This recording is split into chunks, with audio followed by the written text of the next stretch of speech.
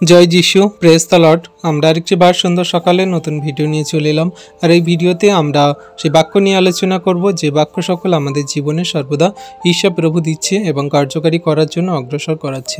আমাদের পাপ থেকে উদ্ধার করে আমাদের বাক্য দ্বারা পথ চলায় প্রভু, আমাদের যাতে জীবনে পথ সকল সুন্দর হয় এবং শয়তান দিয়াবল থেকে আমরা এই বাক্য দ্বারা লড়তে পারি।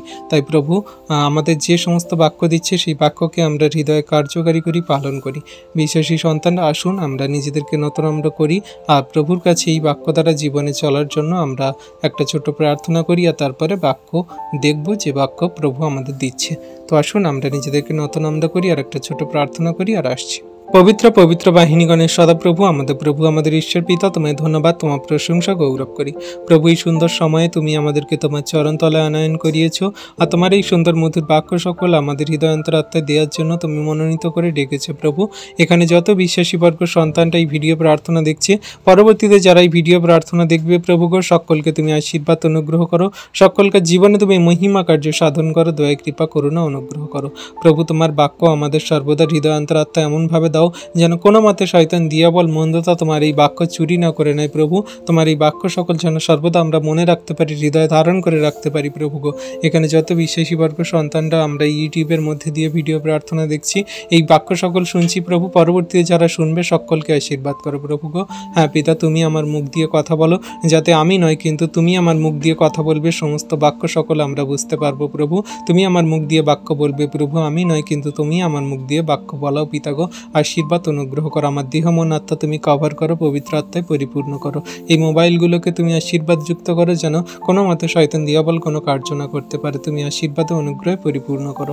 সকল ধন্যবাদ, প্রশংসা, গৌরব আমাদের উদ্ধারকর্তা, ত্রাণকর্তা, জীবনদাতা, মুক্তিদাতা যীশু খ্রিস্টের পবিত্র মধুর নামে এই প্রার্থনা চাইলাম। পিতা, তুমি দেখলে, শুনলে আর উত্তরও দিলে। আমেন। তো বিশ্বাসী সন্তানরা, আমরা এবারে বাক্য নিয়ে আলোচনা করব। এবার বাক্য থেকে আমরা দেখব যে প্রভু আমাদের কি বাক্য দিচ্ছে। আমরা আগের এপিসোডে দেখেছিলাম যে আমরা যে টপিক নিয়ে আলোচনা করেছিলাম সেটা ছিল কি টপিক, আমাদের ছিল আজকের আমাদের টপিক বিশ্বাসী কর্তৃত্বের ভিত্তি। আজকে আমরা পার্ট 2 দেখব। আজকের আমরা পার্ট 2 থেকে দেখব যে প্রভু আমাদের সেই বিশ্বাসী কর্তৃত্বের ভিত্তি থেকে কি আশীর্বাদ অনুগ্রহ দিচ্ছে, তার বাক্য দ্বারা আমাদেরকে কি জানাচ্ছে। আমরা দেখেছিলাম লুক 10 অধ্যায়ের 19 পদে প্রভু আমাদের যে ক্ষমতা দিয়েছিলেন, দেখো আমি তোমাদিগকে সর্প ও বৃশ্চিক পদতলে দলিত করিবার এবং শত্রুর সমস্ত শক্তির উপরে কর্তৃত্ব করিবার ক্ষমতা দিয়েছি, কিছুতেই কোনো মতে তোমাদের হানি হইবে না। এই বাক্য দ্বারা আমরা জানলাম যে প্রভু আমাদের বিশ্বাসের কর্তৃত্বের যে ভিত্তি সকল দ্বারা আমাদেরকে আশীর্বাদ করেছেন, আমাদের যে অধিকার সকল দিয়েছে সেগুলো আমাদের জীবনে কেমন কার্যকারী হচ্ছে বা কেমনভাবে আমরা সেই কার্যকারী করছিলাম, যাতে ঈশ্বর প্রভু আমাদের সম্পূর্ণ সেই তার বাক্যের কার্যকারী সন্তান হিসাবে শক্তিশালীভাবে চলতে সাহায্য করে। আর আমরা ঈশ্বরের একজাত পুত্রের সাথে আমাদের মিলন, আমাদের জীবন চ্যালেঞ্জ ও শয়তানির শক্তির উপরে কর্তৃত্ব যাতে না করতে পারে, সেই এক চিত্তে আমরা ঈশ্বরের উপরে বিশ্বাস রেখেছি।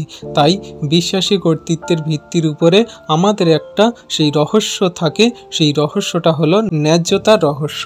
সেই ন্যায্যতার রহস্য আমাদের বুঝতে হবে, আর সেই ন্যায্যতার রহস্য থেকে সেটা আমাদের বুঝতে হবে। তাহলে আমরা যদি দেখি রোমিও 5 অধ্যায়ের 1 পদে এখানে কি বলছে, অতএব বিশ্বাস হেতু ধার্মিক গণিত হওয়াতে আমাদের প্রভু যীশু খ্রিস্ট দ্বারা আমরা ঈশ্বরের উদ্দেশ্যে সন্ধি লাভ করি। তাহলে আমরা ঈশ্বরের উদ্দেশ্যে যে সন্ধি লাভ করি, সেই সন্ধি সেই ঈশ্বরের উদ্দেশ্যে হয়ে থাকে প্রভু যীশু খ্রিস্টের মধ্যে দিয়ে, যা আমাদেরকে ধার্মিক গণিত করে।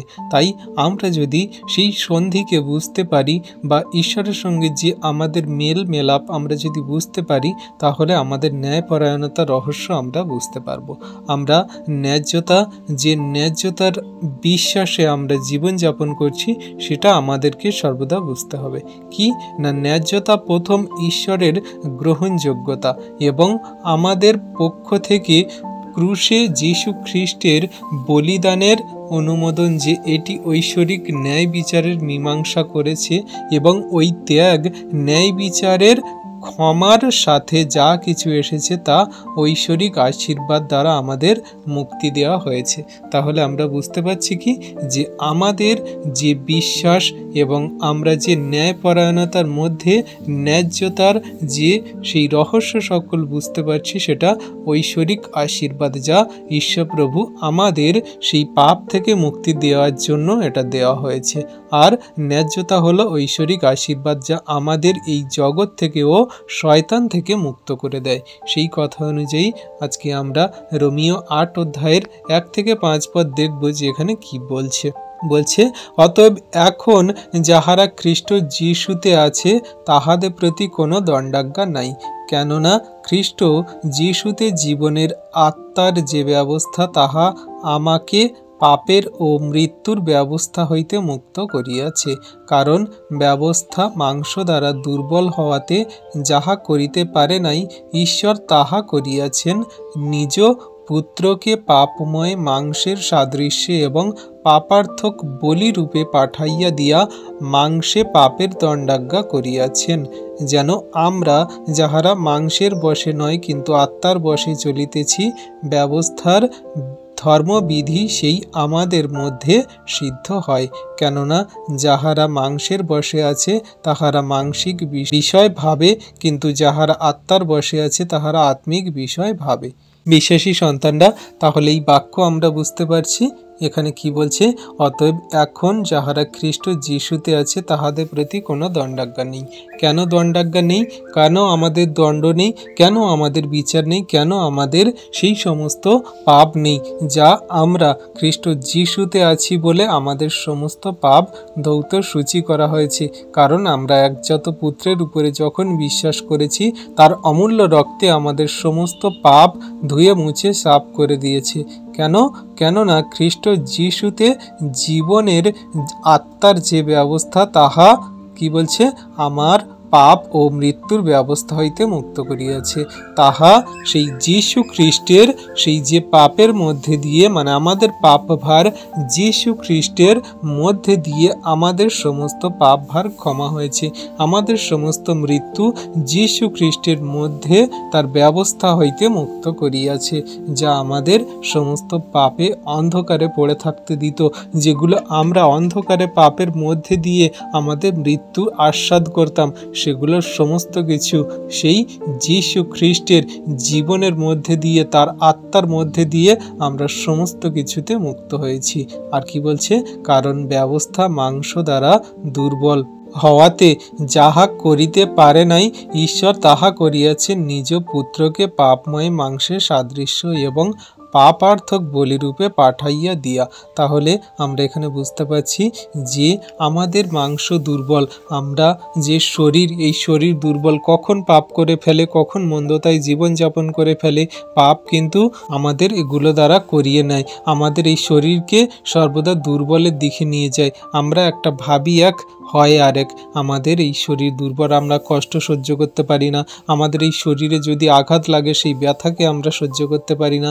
যদি আমাদের খিদে দুঃখ কষ্ট পায় আমরা সেগুলো শরীর দ্বারা সহ্য করতে পারি না, কিন্তু ঈশ্বর সেই তার পুত্রকে দিয়ে সেগুলো করেছেন। তার পুত্র মানে প্রভু যীশু খ্রিস্ট কত আমাদের জন্য যাতনা, তাড়না, দুঃখ, ক্লেশ, কত রকমের সমস্যা এবং আমাদের সেই পাপ ভার তুলে নিয়ে তিনি পাপময় হয়ে আমাদের সাদৃশ্যে কত দুঃখ কষ্ট সহ্য করলেন এবং সে আমাদের পাপার্থক বলিরূপে তিনি সেই ক্রুশে চড়ে গেলেন। তিনি সেই তার শরীর দেহ দিয়ে সমস্ত কিছু আমাদের পাপের দেনা মেটালেন। তিনি আমাদের দণ্ডাজ্ঞার স্বরূপ হলেন। আর 4 কি বলছে, যেন আমরা যাহারা মাংসের বশে নয় কিন্তু আত্মার বশে চলিতেছি ব্যবস্থার ধর্মবিধি সেই আমাদের মধ্যে সিদ্ধ হয়। তাহলে আমরা যারা সেই মাংসের বশে নয় কিন্তু আত্মার বশে চলছি, তাহলে সেই ব্যবস্থা ধর্মবিধি আমাদের মধ্যে দিয়ে সিদ্ধ হচ্ছে। কারণ আমরা খ্রিস্ট যিশুকে প্রেম করি, বিশ্বাস করি, তার আজ্ঞার শিক্ষা সকল পালন করি, আর তিনি আমাদের মধ্যে দিয়ে সমস্ত গৌরব, মহিমা, প্রশংসা পাচ্ছেন, কারণ আমরা তার আজ্ঞা শিক্ষা সকল পালন করছি, আমরা তার পদাঙ্ক অনুসরণ করে চলছি, আমরা জগতের মাঝে তার সুসমাচার বার্তা সকল প্রচার করছি, আমরা সর্বদা নত নম্র ধৈর্য প্রেমে বিশ্বাসে নম্রতায় জীবনযাপন করছি, তার প্রেমকে আমাদের মধ্যে সর্বদা দেখাচ্ছি। তাই তো তার সমস্ত ব্যবস্থা ধর্মবিধি আমাদের মধ্যে সিদ্ধ হচ্ছে, যা ঈশ্বর প্রভু আমাদেরকে দিয়েছেন তার পুত্রের মধ্যে দিয়ে। আমেন। আর 5 কি বলছে, কেননা যাহারা মাংসের বশে আছে তাহারা মাংসিক বিষয় ভাবে, কিন্তু যাহারা আত্মার বশে আছে তাহারা আত্মিক বিষয় ভাবে। এটা আমরা সবাই জানি। আমরা যারা সেই মাংসিক বিষয়ে চলছি তারা আমরা মাংসের বিষয়ে আমাদের শরীরে কি চাহিদা প্রয়োজন, আমাদের ভালো ভালো মেকআপ, ভালো ভালো শাড়ি গহনা, আমাদের ঘর বাড়ি বাসস্থান, আমাদের টাকা পয়সা ধন দৌলত, আমাদের গাড়ি বাড়ি, সুন্দর সুন্দর জিনিসপত্র এবং ভালো খাবো মাখবো পরবো, সমস্ত কিছু আমাদের সেই মাংসিক বিষয় চাহিদা প্রয়োজন। আমাদের ভালো ভালো উচ্চাচ্য আসন, আমরা মানুষের কাছে নাম যশ খ্যাতি নেব, মানুষ আমাদের ভালো বলবে, বড় বাবু বলে ডাকবে, আমাদের উচ্চ উচ্চ আসনে বসাবে এবং আমাদের ধন্যবাদ করবে, অনেক কিছু আমরা পেতে চাই। কিন্তু যারা আত্মার বশে চলে তারা নম্রতা ধীর স্থির, পবিত্র আত্মার 9টা ফল তাদের মধ্যে থাকবে। নম্রতা ধীর স্থির, কষ্ট দুঃখ সহ্য করা এবং সমস্ত পরিস্থিতিতে ঈশ্বরের প্রতি বিশ্বাস রাখা, প্রেম করা এবং সর্বদা ঈশ্বরের সেই আজ্ঞা শিক্ষা সকল পালন করে চলা, সবাইকার সঙ্গে নম্রভাবে জীবনযাপন করা, সবাইকে প্রেম করা, বিশ্বাস করা, ভালোবাসা এবং সমস্ত কিছু আত্মিক বিষয় দিয়ে তারা ভাববে কিভাবে অনন্ত জীবনে যাব, কিভাবে সেই আত্মাকে জয় করব। মানে জগতে যারা পাপী জঘন্য নগণ্য পড়ে আছে তাদেরকে কিভাবে সত্য ঈশ্বরের বিষয় জানিয়ে তারা পাপ থেকে উঠতে পারে, সেই সব বিষয়ে যেখানে ঝগড়া অশান্তি বিবাদ মন্দতা হচ্ছে কিভাবে সেগুলোকে সংশোধন করে প্রেমের মধ্যে নিয়ে আসা যায়, এবং যে সমস্ত শয়তান দিয়াবলের পথে চলে যাওয়া মানুষগুলো, ব্যভিচার পাপকারী মানুষগুলো কিভাবে সত্য ঈশ্বরকে জানতে পারে, তাদের প্রতি সেই সমস্ত আত্মিক বিষয় সকল দেয়া, যাতে আমরা আত্মিকভাবে চলতে পারি, যা ঈশ্বর প্রভু আমাদেরকে শেখায়। এগুলো আমাদের জন্য সর্বদা সেই সমস্ত ন্যায্যতার রহস্য যা বিশ্বাসী সন্তানদেরকে সর্বদা সঠিক রূপে নিয়ে যায়। আমাদের জীবনের সর্বদা সেই ন্যায্যতার যে রহস্য তা আমাদের বুঝতে গেলে সর্বদা এই খ্রিস্টের বাক্য আজ্ঞার শিক্ষা সকল পালন করতে হবে এবং আমাদের সমস্ত পথে তাকে সামনে রেখে তাকে ধ্যান করে তার কাছে প্রার্থনা করে আমাদের জীবনযাপন করতে হবে। কারণ শয়তান দিয়াবল বড় মন্দ, আমাদের কখন কোথায় কিভাবে জীবনকে তছনছ করে দেয়, শয়তান চারপাশে ঘোরাঘুরি করছে। আমরা সর্বদা সেই ন্যায্যতার রহস্যকে বুঝতে গেলে আমাদের কি করতে হবে না, খ্রিস্টের প্রতি বিশ্বাস, প্রেম, ধৈর্য আর তার বাক্য আজ্ঞার শিক্ষা সকল পালন করতে হবে। এমনি করে ন্যায্যতা হলো ঈশ্বরের অনুমোদন যে আমরা তার সাধু ও প্রিয় সন্তান। তাই আমাদেরকে তিনি জানাচ্ছে রোমিও 8 অধ্যায়ের 32 থেকে 34 পদে বলছি, যিনি নিজ পুত্রের প্রতি মমতা করিলেন না, কিন্তু আমাদের সকলের নিমিত্ত তাহাকে সমর্পণ করিলেন, তিনি কি তাহার সহিত সমস্তই আমাদিগকে অনুগ্রহপূর্বক দান করিবেন না? ঈশ্বরের মনোনীতদের বিপক্ষে কে অভিযোগ করিবে? ঈশ্বর তো তাহাদিগকে ধার্মিক করেন, কে দোষী করিবে? খ্রিস্ট যিশু তো মরিলেন, বরং উত্থাপিত হইলেন, আর তিনি ঈশ্বরের দক্ষিণে আছেন, আবার আমাদের পক্ষে অনুরোধ করিতেছেন। তাহলে বিশ্বাসী সন্তানরা আমরা ঈশ্বরের সেই সাধুতার প্রিয় সন্তান, যা ন্যায্যতার রহস্যর মধ্যে পড়ে। সেটা হলো কি, যে আমরা যারা খ্রিস্টতে বিশ্বাস করি তিনি কি করলেন না, তার নিজ পুত্রের দ্বারা আমাদের সমস্ত কিছু আমাদেরকে দান করলেন অনুগ্রহপূর্বক। কারণ প্রভু যীশু খ্রিস্টকে যখন আমরা বিশ্বাস করি, তার আজ্ঞার শিক্ষা সকল পালন করে চলছি, সেই প্রভু যীশু খ্রিস্টের মধ্যে দিয়ে আমাদের আশীর্বাদ করলেন।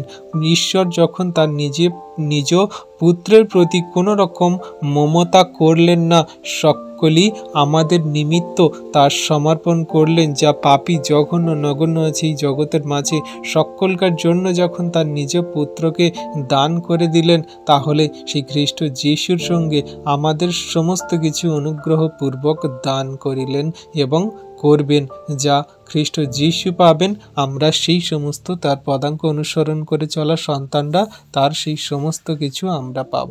তাই ঈশ্বর প্রভু বলছে যে আমাদিগকে অনুগ্রহপূর্বক দান করিলেন, সমস্তই সেই খ্রিস্ট যিশুর মধ্যে দিয়েই সেগুলো দিলেন। যেমন তিনি নিজ পুত্রকে কোনো মতে গ্রাহ্য করলেন না, সেই তার নিজ পুত্রকে যেমন তিনি আমাদের জন্য সমর্পণ করলেন, তেমন সমস্ত কিছু আমাদের জন্য দান করিবেন। আর 33 বলছে, ঈশ্বরের মনোনীতদের বিপক্ষে কে অভিযোগ করবে? আমরা যারা খ্রিস্টতে বিশ্বাসী, আমাদের বিপক্ষে কে অভিযোগ করবে? শয়তান, জগতের মানুষ, মন্দ যে সমস্ত কার্যকলাপ, কোনো কিছু আমাদের জন্য গ্রাহ্য নয়, কারণ ঈশ্বর তো আমাদের ধার্মিক গণিত করেছেন, কে আমাদের দোষী করবে? তাই আমরা নিজেরা সর্বদা নিজেদেরকে যাচাই করি যে ঈশ্বর প্রভু আমাদেরকে ধার্মিক গণিত করেছেন, আমরা আর কোনো মতে যেন পাপ না করি, আমরা কোনো মতে যেন মন্দতায় জীবনযাপন না করি, আমরা কোনো মতে যেন আর শয়তানের পদাঙ্ক অনুসরণ না করি। তাই আমরা যেমন সেই ধার্মিক গণিত হয়েছি তার কাছে, তেমন শেষ দিন পর্যন্ত যেন থাকতে পারি, সেই মতো আমরা জীবনযাপন করি। আমাদের জগতের মানুষ মন্দ কথা বলতে পারে, জগতের মানুষ মন্দ আচরণ ব্যবহার করতে পারে, জগতের মানুষ আমাদের অনেক কিছু মন্দতায় নিয়ে যেতে পারে, কিন্তু আমরা সেদিকে যাব না, কারণ আমাদের ঈশ্বর প্রভু তিনি আমাদের সেই ধার্মিক গণিত করেছেন। তাই আমরা তার ধার্মিকতাকে ধরে রাখতে গেলে শেষ দিন পর্যন্ত তার প্রতি বিশ্বস্ত, তার আজ্ঞা শিক্ষা সকল পালন এবং তার পদাঙ্ক অনুসরণ করে চলা, যা খ্রিস্ট যিশু আমাদেরকে শিখিয়েছে, দেখিয়েছে এবং করেছেন। 34 বলছে, খ্রিস্ট যিশু তো আমাদের জন্য মরিলেন বরং উত্থাপিত হইলেন, আর তিনি ঈশ্বরের দক্ষিণে বসিয়াছেন, আমাদের পক্ষে অনুরোধ করিতেছেন। তাহলে খ্রিস্ট যিশু যেমন উত্থাপিত হয়েছেন, তিনি ঈশ্বরের দক্ষিণে বসে আমাদের পক্ষে অনুরোধ করছেন, যাতে আমরা ধার্মিকতায়, পবিত্রতায় শেষ দিন পর্যন্ত চলতে পারি, আমরা যাতে সমস্ত আত্মিকতায় বৃদ্ধি পেতে পারি, আমরা যাতে সে অনন্ত জীবনের পথে হাঁটতে পারি এবং জগতের মানুষকেও বলতে পারি। সেই অনুরোধ ঈশ্বরের পক্ষে করা হচ্ছে, যা আমাদের জন্য করা হচ্ছে, যাতে আমরা সেই খ্রিস্টের সঙ্গে সমস্ত কিছু পাই আর ধার্মিকতায় স্থির থাকি, ঠিক থাকি। আর বিশ্বাসী সন্তানরা হলো আমাদের যে যৌতিকতা, হলো আমাদের গ্রহণযোগ্যতা, এবং খ্রিস্টে যা আমরা হয়েছি তার সাথে সারিবদ্ধ করা আমাদের, এই কারণ একটি বিশ্বাসের দ্বারা ন্যায়সঙ্গতকরণ বলা হয়, যা রোমিও 5:1 আমরা পড়েছি। সেটা আমরা উপরে দেখলাম যে রোমিও 5:1 অতএব বিশ্বাস হেতু ধার্মিক গণিত হওয়াতে আমাদের প্রভু যীশু খ্রিস্ট দ্বারা ঈশ্বরের সঙ্গে আমাদের সন্ধি লাভ। তাই আমরা যে পড়েছি যে ন্যায়সঙ্গতার একটা রহস্য, ঈশ্বরের সঙ্গে আমাদের সন্ধি লাভ, সেটা আমাদের সর্বদা বুঝতে হবে। আর বিশ্বাসী সন্তানদের এই প্রেক্ষাপটে বিশ্বাস হচ্ছে একটি যা সত্য বলে মেনে নিয়েছেন, তার দ্বারা বেঁচে থাকা বা বেঁচে আছি আমরা। তাই ন্যায্যতার রহস্য হলো ঈশ্বর আমাদেরকে তার জীবন যাপনের স্বাধীনতা দিয়েছেন। তার কর্তৃত্ব ব্যবহার করুন, তার মহিমা প্রদর্শন করুন এবং তার শক্তি প্রকাশ করুন। ঈশ্বরের মহিমায় হাঁটা, ঈশ্বরের খুব ন্যায়পরায়ণতার হচ্ছে প্রেম। তা বিশ্বাসী সন্তানদের সেই ন্যায্যতার রহস্যকে আরও গভীর এবং দৃঢ় করে তোলে। আশা করি বিশ্বাসী সন্তানরা আমি কি বলছি আপনারা বুঝতে পারছেন। আমরা যারা খ্রিস্টতে বিশ্বাসী, আমাদের সেই স্বাধীনতা জীবনযাপন দেয়া হয়েছে যা খ্রিস্ট যিশু থেকে, আমরা তার উপর বিশ্বাস করে সেই স্বাধীনতার জীবনযাপন পাই, সমস্ত ব্যবস্থা থেকে, সমস্ত পাপ থেকে, সমস্ত মন্দতা থেকে। তাই তার কর্তৃত্বকে আমরা সঠিক রূপে যেন ব্যবহার করি, তার মহিমা প্রদর্শন যেন জগতের মাঝে করতে পারি এবং তার শক্তি প্রকাশ যেন জগতের মাঝে দেখাতে পারি। আর ঈশ্বরের মহিমা, আমরা সেই মহিমায় হাঁটছি, চলছি এবং কার্যকারী করছি, সেটাও যেন জগতে দেখাতে পারি। ঈশ্বরের খুব ন্যায়পরায়ণতার বিশ্বাসী সন্তানদেরকে দিয়ে রেখেছে, সেটা হলো কি না ঈশ্বরের প্রেম। আর এই প্রেম আমাদের জন্য সর্বদা কার্যকারী। এটা আমাদের ন্যায্যতার একটা গভীর রহস্য যা আমরা বুঝতে পারি বা বোঝার চেষ্টা করি। আর এই সব আমাদের আইনি অধিকার হয়ে ওঠে, কারণ আমরা খ্রিস্টের সাথে আমাদের মিলনের মাধ্যমে স্বর্গের বিচার ব্যবস্থা দ্বারা প্রবেশ অধিকার পেয়েছি, কারণ ঈশ্বর প্রভু শ্রী খ্রিস্ট যিশুর মধ্যে দিয়ে আমাদের সেগুলো করেছেন। আমাদের বিরুদ্ধে কেউ আর অভিযোগ করতে পারে না, কারণ ন্যায্যতা দ্বারা আমরা এখন খ্রিস্ট যিশু ঈশ্বরের ধার্মিকতা পেয়েছি, যা ঈশ্বর প্রভু তার সেই বাক্যেতে আমাদেরকে বলছে। কি বলছে? 2 করন্থীয় 5:21, যিনি পাপ জানেন নাই তাহাকে তিনি আমাদের পক্ষে পাপ স্বরূপ করিলেন, যেন আমরা তাহাতে ঈশ্বরের ধার্মিকতা স্বরূপ হই। তাহলে কত বড় কথা এখানে আমাদের বাক্য দ্বারা জানাচ্ছে, এবং আমাদের সমস্ত পাপ ভার তিনি তুলে নিচ্ছেন। কি বলছেন? যিনি পাপ জানেন নাই সেই যীশু খ্রিস্ট আমাদের পক্ষে পাপ স্বরূপ হলেন, এবং যেন আমরা ঈশ্বরের সাক্ষাতে ধার্মিক হই, আমরা ঈশ্বরের কাছে ধার্মিকতা স্বরূপ হই, সেই জন্যই যীশু খ্রিস্ট আমাদের সমস্ত কিছু তুলে নিলেন। আর এটাই আমাদের ন্যায্যতার রহস্য, যা ঈশ্বরের ধার্মিকতা পেয়েছি আমরা খ্রিস্ট যিশুর মধ্যে দিয়ে। তাহলে আমরা নিজেদেরকে কতটা ধন্য মনে করি, নিজেদেরকে কতটা যোগ্যতর মনে করি যে ঈশ্বর প্রভু আমাদেরকে সেই অনুগ্রহপূর্বক সেগুলো দান করেছেন, যেগুলো আমরা পাওয়ার যোগ্য ছিলাম না। তাই আমরা যে ন্যায্যতায় জীবনযাপন করছি, সেই ন্যায্যতার রহস্যকে আমরা বুঝি। ন্যায্যতা দ্বারা আমরা এখন ঈশ্বরের প্রিয় সন্তান হয়ে উঠেছি, যা ঈশ্বর প্রভু তার বাক্যে আমাদেরকে বলছেন। কি বলছেন? যোহন 1:12-13 বলছে, কিন্তু যত লোক তাহাকে গ্রহণ করিল, সেই সকলকে যাহারা তাহার নামে বিশ্বাস করে তাহাদিগকে তিনি ঈশ্বরের সন্তান হইবার ক্ষমতা দিলেন। তাহারা রক্ত হইতে নয়, মাংসের ইচ্ছা হইতে নয়, মনুষ্যের ইচ্ছা হইতেও নয়, কিন্তু ঈশ্বর হইতে জাত। তাহলে বিশ্বাসী সন্তানরা আমরা কত সুন্দর আশীর্বাদ অনুগ্রহ পেলাম। আমরা এখন ন্যায্যতার মধ্যে দিয়ে জীবনযাপন করছি, আর খ্রিস্ট যিশুর মধ্যে দিয়ে আমরা ঈশ্বরের সন্তান হয়ে গেলাম। আমরা যারা যীশু খ্রিস্টকে বিশ্বাস করেছি, তাহারা আমরা বিশ্বাস দ্বারা ঈশ্বরের সন্তান হওয়ার ক্ষমতা পেলাম।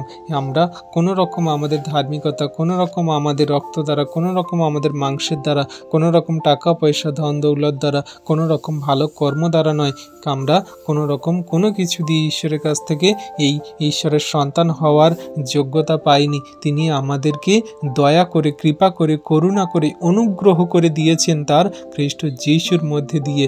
যারা আমরা খ্রিস্ট যিশুকে বিশ্বাস করেছি, তার সেই একমাত্র সন্তান পুত্রের মধ্যে দিয়ে তিনি আমাদের সেই সন্তান হওয়ার ক্ষমতা দিয়েছেন, যা ঈশ্বর প্রভু আমাদেরকে সেগুলো করেছেন। তাহলে আমাদের ন্যায্যতার রহস্য কত বড় আমরা বুঝতে পারছি।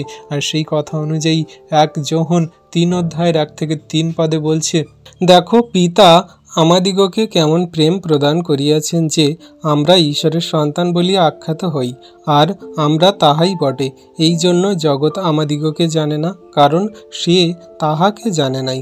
প্রিয়তমেরা, এখন আমরা ঈশ্বরের সন্তান, এবং কি হইব তাহা এই পর্যন্ত প্রকাশিত হয় নাই। আমরা জানি তিনি যখন প্রকাশিত হইবেন, তখন আমরা তাহার সমরূপ হইব, কারণ তিনি যেমন আছেন তাহাকে তেমনি দেখিতে পাইব। আর তাহার উপরে এই প্রত্যাশা যে কাহারও আছে, সে আপনাকে বিশুদ্ধ করে যেমন তিনি বিশুদ্ধ। তাহলে বিশ্বাসী সন্তানরা কত সুন্দর বাক্য আমরা দেখলাম, যে প্রভু আমাদেরকে বলছেন, দেখো পিতা আমাদিগকে কেমন প্রেম প্রদান করিয়াছেন যে ঈশ্বরের সন্তান বলিয়া আমরা আখ্যাত হচ্ছি। কিন্তু আমরা সন্তান বলে আখ্যাত হচ্ছি, কিন্তু আমরা এখনো পর্যন্ত জানি না যে আমরা কি হব, কারণ ঈশ্বরের প্রতি আমাদের প্রত্যাশায় বিশ্বাস আছে যে আমরা তার সন্তান বলে আখ্যাত। তাই আমরা সেই প্রভুর কাছে এই বলে প্রার্থনা করি যে প্রভু, আমরা তোমার কাছে কি হব আমরা জানি না। আমরা তোমার সন্তান হব না নরকে যাব, আমরা তোমার গ্রহণযোগ্য কার্য করছি নাকি তোমার বাইরে কার্য করছি আমরা কিছু জানি না, কিন্তু আমরা যেন সর্বদা তোমাকে প্রেম করি, বিশ্বাস করি, ভালোবাসি, তোমার আজ্ঞা শিক্ষা সকল যেন সঠিক রূপে পালন করে চলতে পারি, এই বিশ্বাসে আমরা এগিয়ে যাই। আর আমরা প্রভুর কাছে সর্বদা এই প্রত্যাশা রাখি যে তিনি আমাদেরকে যেমন বিশুদ্ধ করেছেন, তিনি যেমন বিশুদ্ধ তেমন আমরাও যেন তেমন বিশুদ্ধ হয়ে চলতে পারি। বিশুদ্ধ মানে কি? যেন কোনো রকম আমাদের মধ্যে পাপ, মন্দতা, কোনো রকম ব্যভিচার, কোনো রকম অন্যরকম আমাদের মধ্যে আচরণ ব্যবহার না থাকে, যাতে আমরা খ্রিস্টের সমস্ত বাক্য আজ্ঞাকে পালন করে চলতে পারি, যেন আমরা সর্বদা তার সেই বাক্যকে আমাদের হৃদয়ে ধারণ করতে পারি। এই প্রত্যাশা, এই প্রেমে, এই বিশ্বাসে আমরা যেন চলতে পারি। আর ঈশ্বর প্রভু আমাদেরকে সর্বদা আশীর্বাদ করবেন, যাতে আমরা সেই সমস্ত বাক্যে কার্যকারিতা এগিয়ে যেতে পারি। আর সেই কথা অনুযায়ী ন্যায্যতার রহস্য দ্বারা আমরা যে এখন খ্রিস্ট যিশুর সাথে যৌথ উত্তরাধিকারী হয়ে পিতা ও তাকে আমাদের সমস্ত কিছু দিয়েছেন, যা তিনি আমাদেরকে বলছেন যোহন 3:32-36 পদে। কি বলছে? তিনি যাহা দেখিয়াছেন ও শুনিয়াছেন তাহাই সাক্ষ্য দিতেছেন, আর তাহার সাক্ষ্য কেহ গ্রহণ করে না। যে তাহার সাক্ষ্য গ্রহণ করিয়াছে সে ইহাতে মুদ্রাক্ষর দিয়াছে যে ঈশ্বর সত্য, কারণ ঈশ্বর যাহাকে প্রেরণ করিয়াছেন তিনি ঈশ্বরের বাক্য বলেন। কারণ ঈশ্বর আত্মাকে পরিমাণপূর্বক দেন না, পিতা পুত্রকে প্রেম করেন এবং সমস্তই তাহার হস্তে দিয়াছেন।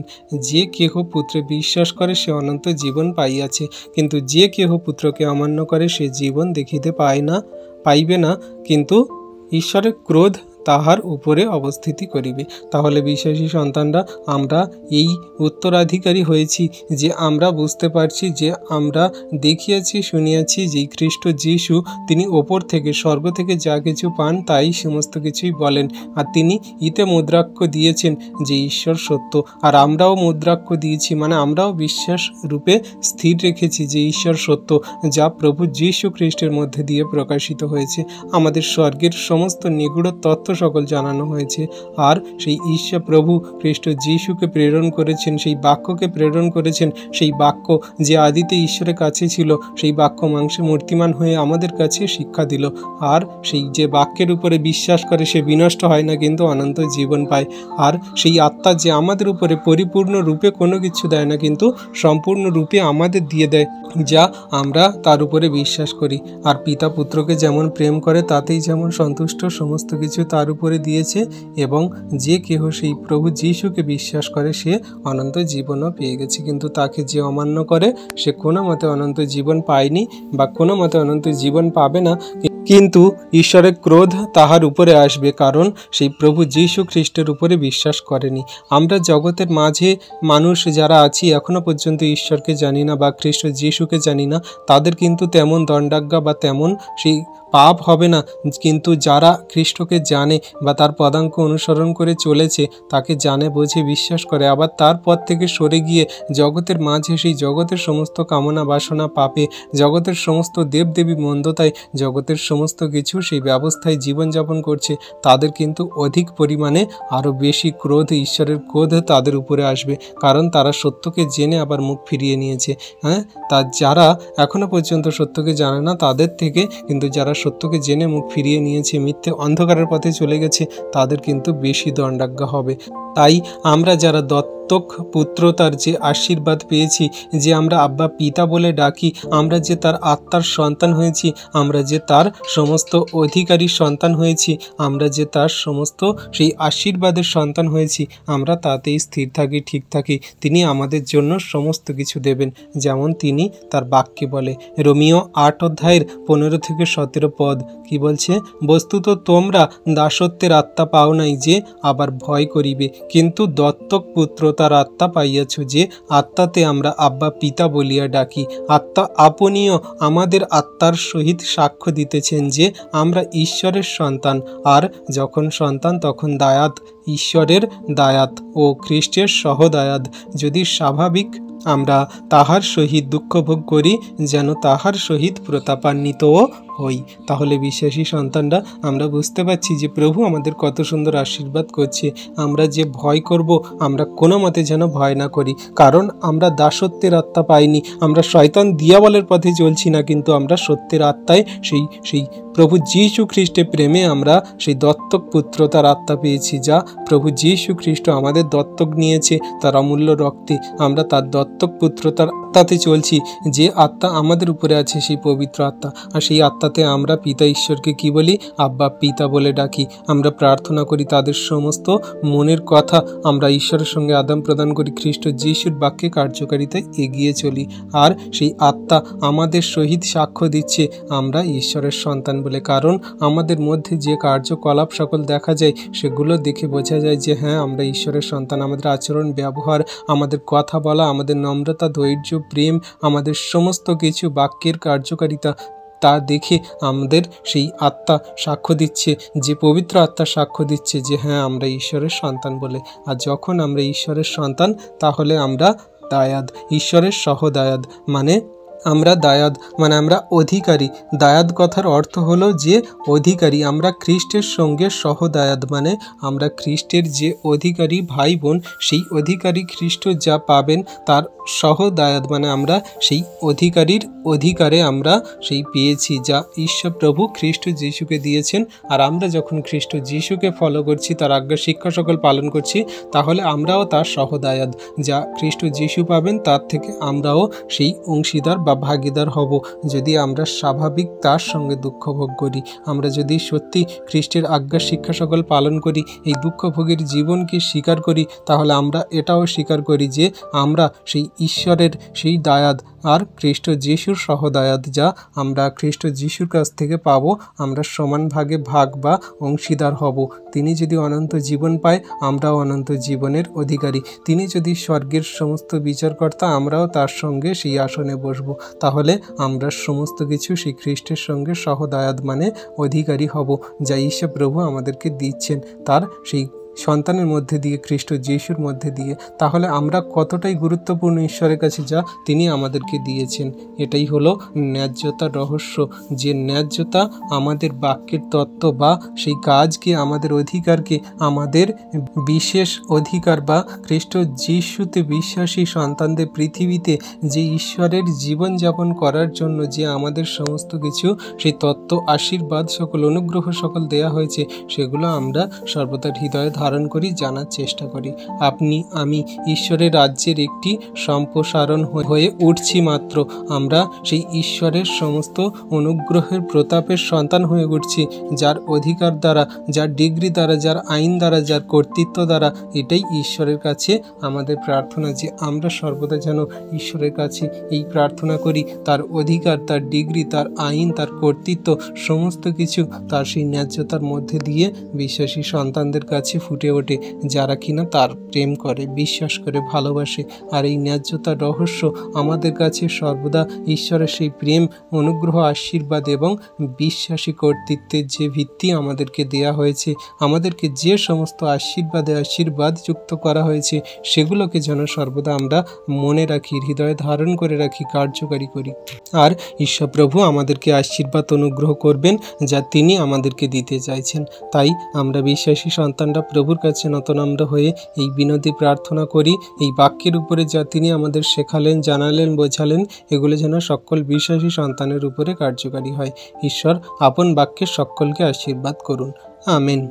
তো আসুন বিশ্বাসী সন্তানরা আমরা নিজেরা প্রভুর কাছে নতনম্র হই, আর এই বাক্যের উপরে আমরা প্রার্থনা করি, যাতে ঈশ্বর প্রভু এই বাক্যে আমাদের কার্যকারী করে, পালন করে চলি, আর সমস্ত কর্তৃত্ব আমরা পাই, আর সমস্ত সেই ন্যায্যতার রহস্যকে আমরা বুঝি, জীবনে কার্যকারী করে চলি। তো আসুন আমরা নিজেদেরকে নতনম্র করি আর প্রার্থনায় আসি। পবিত্র মঙ্গলময় পিতা প্রভু যীশু, তোমায় ধন্যবাদ করি, তোমার প্রশংসা গৌরব করি পিতা গো। তুমি মহান রাজা, দয়ালু, কৃপাময় ঈশ্বর প্রভু। তুমি আমাদেরকে প্রেম করে, ভালোবেসে তোমার চরণতলে আনয়ন করিয়েছ।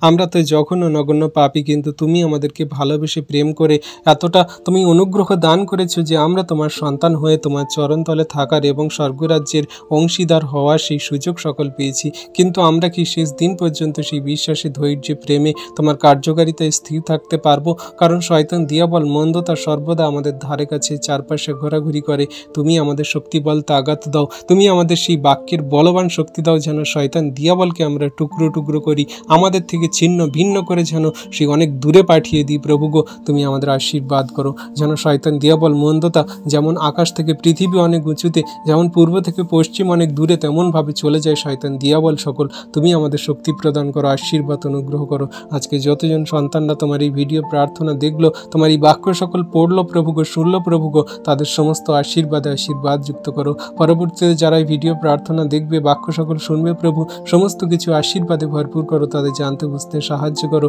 যে তুমি আমাদের সেই বিশ্বাসের ভিত্তিমূল দ্বারা কি শিক্ষা দিচ্ছ, তুমি আমাদের ন্যায্যতার রহস্য দ্বারা কি জানাতে চাইছো, তুমি আমাদের সেই সমস্ত সন্তানরূপে গড়ে নিয়েছো যা তুমি আমাদেরকে সর্বদা সেই পবিত্রতায়, ধার্মিকতায় এবং কার্যকারিতায় গড়ছো। হ্যাঁ প্রভু, তোমায় ধন্যবাদ, তোমার প্রশংসা, তোমার গৌরব করি অদ্ভুত প্রেম, দয়া, কৃপা, করুণার জন্য। প্রভু গো, তুমি আমাদেরকে আশীর্বাদ অনুগ্রহে চালাতে সাহায্য করো। আমরা তোমার আজ্ঞার শিক্ষা সকল যেন পালন করে চলতে পারি। আমাদের সমস্ত পাপ, ভুল, অন্যায়, অপরাধ সকল তুমি ক্ষমা করো, মার্জনা করো, আর তোমার প্রতি শেষ দিন পর্যন্ত বিশ্বস্ত থাকতে সাহায্য করো। আমাদের জীবনে দুঃখ, কষ্ট, ব্যথা, বেদনা, কঠিন খারাপ পরিস্থিতি সকল তোমার হস্তের চরণতলে তুলে দিলাম প্রভু। আমাদের ইচ্ছা নয় পিতা, তোমার ইচ্ছা আমাদের জীবনে পূর্ণ হোক। তুমি যদি চাও আমাদের কাছ থেকে সমস্ত দুঃখ, কষ্ট, ব্যথা, বেদনা, সমস্যা সকল দূরে সরিয়ে দাও, সমস্ত রোগ ব্যাধি মন্দতাকে দূরে সরিয়ে দিয়ে তুমি আমাদের জীবনে হাসি, আলো এবং সুন্দর দিন ফোটাও প্রভু, যেন আমরা সেই দিনে তোমার কার্যকারী করে চলতে পারি তোমার যোগ্য সন্তান রূপে। প্রভু গো, তোমায় ধন্যবাদ, প্রশংসা, গৌরব করি তোমার অদ্ভুত প্রেম, দয়া, কৃপা, করুণার জন্য। ধন্যবাদ পিতা, পুত্র, পবিত্র আত্মা, ধন্যবাদ প্রভু যীশু। সকল ধন্যবাদ, প্রশংসা, গৌরব আমাদের উদ্ধারকর্তা, ত্রাণকর্তা, জীবনদাতা, মুক্তিদাতা যীশু খ্রিস্টের পবিত্র মধুর নামে এই প্রার্থনা চাইলাম পিতা। তুমি দেখলে, শুনলে, আর প্রার্থনা উত্তর সকল দিলে। তথাপি আমাদের ইচ্ছা না, তোমার ইচ্ছা আমাদের জীবনে পূর্ণ হোক। আমেন।